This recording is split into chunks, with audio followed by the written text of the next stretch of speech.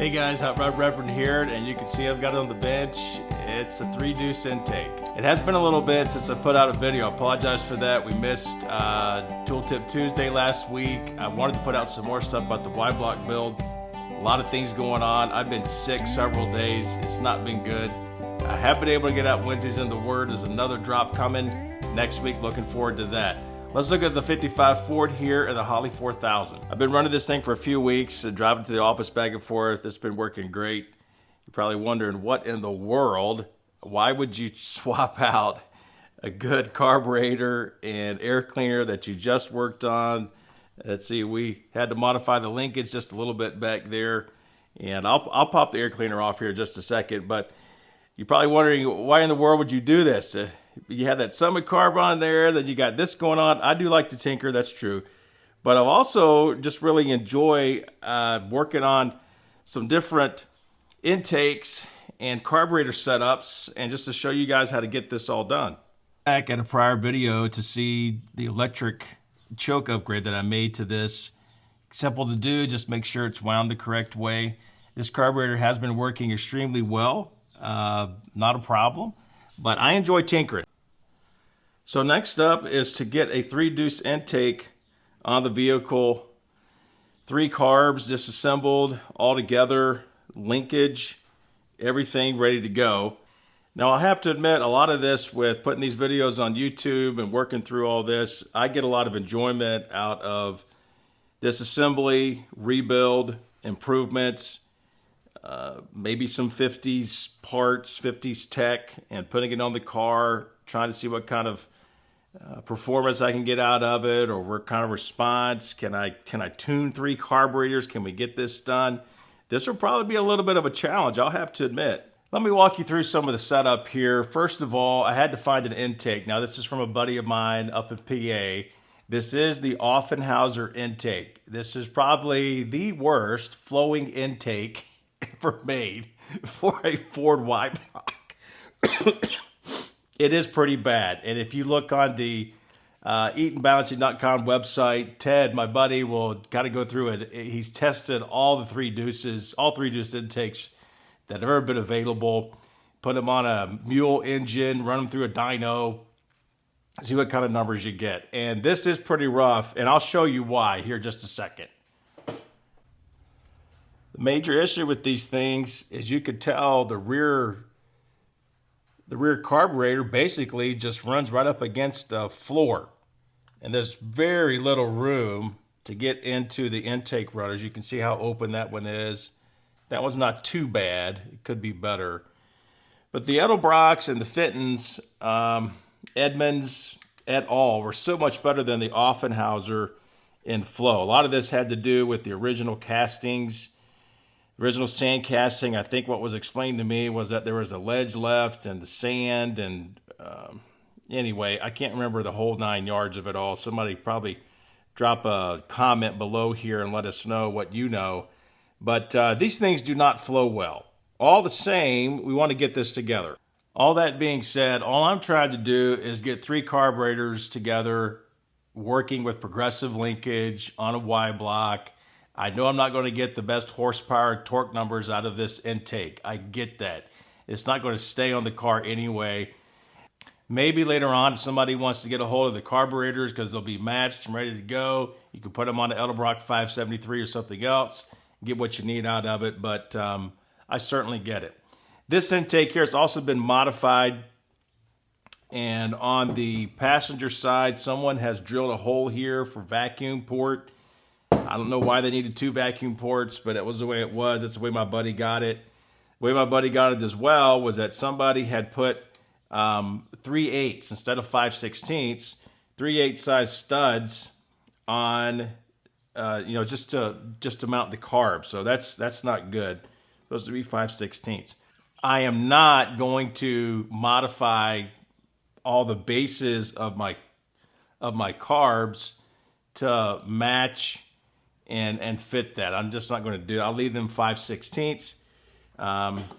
We're just going to go ahead and get some specialty studs that'll work, or I'll helicoil or something like that with this intake. Now, the big deal with a 3-deuce intake is getting your carburetors ready to go. And I think carburetor choice is so important. I've seen some 3-deuce intake setups where all 3 carburetors are very different, sometimes with flow, sometimes in how they are. Everybody kind of has their own recipe. What I like to do is get the best carbs that Ford had for the Y block, the best Holley 94s. And this would have been the ECW, which would have been in the 57 trucks, I think some late 56 trucks. And as you can see on here, the bore is 1 1/16. 1 1/16. These flow the best CFM. Now the middle carb that I've already got it disassembled. It's the ECG6. It also flows 1 1/16. There's an automatic choke on this. What I am going to do, I will leave the automatic choke, go electric, leave it on the center carb, take the choke off the end carbs, number 1 and number 3, and I will go progressive with the linkage just to kick those in. I will only put a power valve.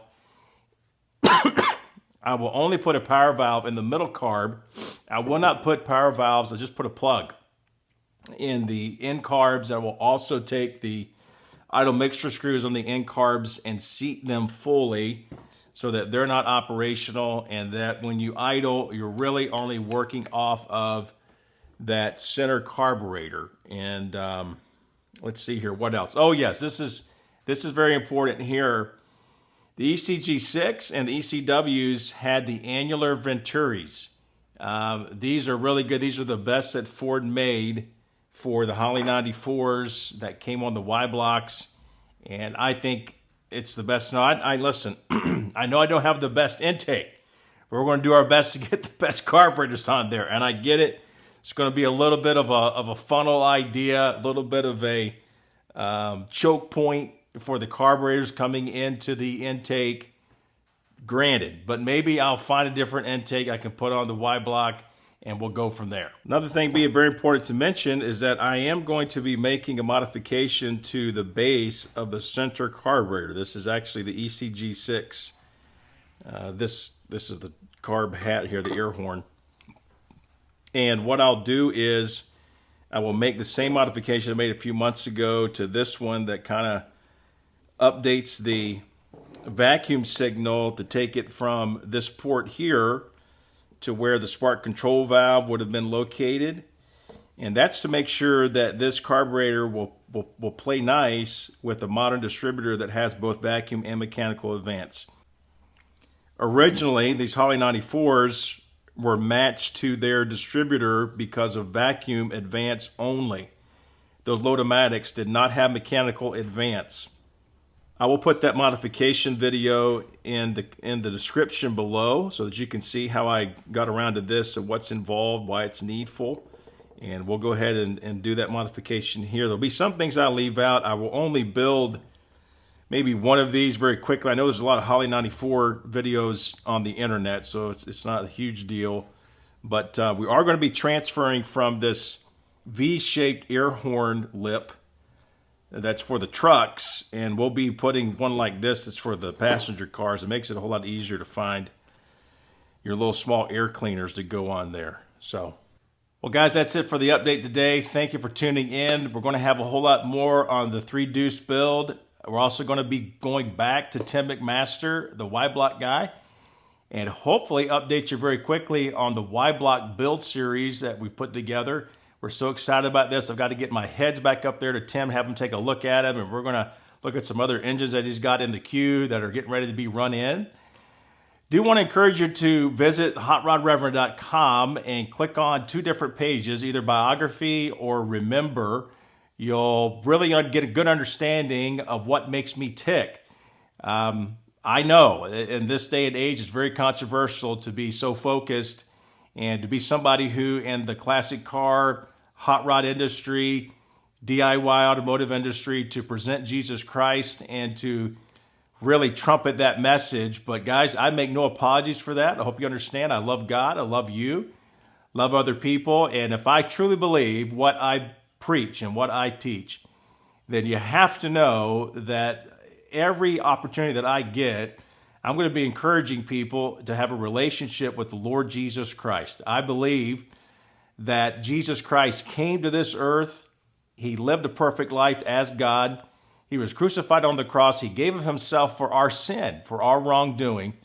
He rose again from the grave after 3 days and 3 nights. And if we put our faith and trust in him, we will begin a relationship with God that will never end. And one day we'll be with him in heaven. It's the greatest story ever told. And I make no apologies to teach and preach what I believe. And I hope you understand that to be true to that, you'll be hearing about it. So if you like that, that's great. If you don't, I understand. If guys want to unsubscribe because of it, I get it. But I'm not going to stop. And I'm going to be true to who I am and what I believe. And I hope that you will be too. God bless you. I want the best for you. And I hope that you'll stick around, subscribe, click the notification button, and follow us here on the YouTube channel and on HotRodRever.com. God bless you. Have a great day.